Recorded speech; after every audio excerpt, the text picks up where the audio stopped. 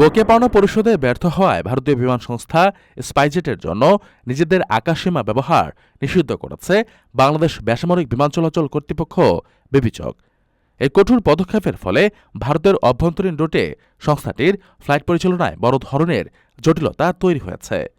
বিশেষ করে কলকাতা থেকে উত্তর পূর্ব ভারতের গুয়াহাটি ও ইম্ফলগামী ফ্লাইটগুলোকে এখন বাংলাদেশের আকাশসীমা এড়িয়ে দীর্ঘপথ ঘুরে গন্তব্যে পৌঁছাতে হচ্ছে। ভারতীয় সংবাদ মাধ্যম ইকোনমিক টাইমস ও flight tracking website flight radar ২৪-এর তথ্য মতে বৃহস্পতিবার থেকেই স্পাইসজেটের বিমানগুলো বিকল্প পথ ব্যবহার শুরু করেছে। এতে ফ্লাইটের সময় ও দ্রুত বাড়ার পাশাপাশি জ্বালানি খরচও বহুগুণ বৃদ্ধি পেয়েছে। দীর্ঘদিন ধরে আকাশসীমা ব্যবহারের ফি বকেয়া থাকায় বেবিচক এই সিদ্ধান্ত নিয়েছে বলে সংশ্লিষ্ট সূত্রে জানা গেছে। আর্থিক সংকটে জর্জরিত স্পাইসজেট গত ডিসেম্বর প্রান্তিকে প্রায় ২৭০ কোটি রুপি লোকসান করেছে। এমন পরিস্থিতিতে বাংলাদেশের এই নিষেধাজ্ঞা সংস্থাটির ওপর বাড়তি চাপ সৃষ্টি করল।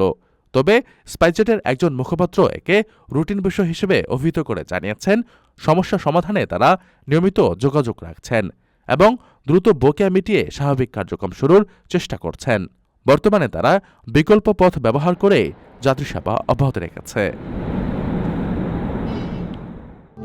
প্রবাসীদের জন্য নির্মাণ হচ্ছে দেশের প্রথম স্মার্ট সিটি, যেখানে থাকছে স্কুল, মসজিদ, হাসপাতাল, সুইমিং পুল, হেলিপ্যাড, পাঠাগার, জিম, সুপারমার্কেট, শিশু পার্ক সহ সকল নাগরিক সুবিধা। মাত্র ৩০ লাখ টাকা বিনিয়োগে মিলছে আকর্ষণীয় ফ্ল্যাট। প্লাটিনাম ইনভেস্টরদের জন্য ঢাকা বিমানবন্দরে ভিআইপি প্রোটোকল সুবিধা।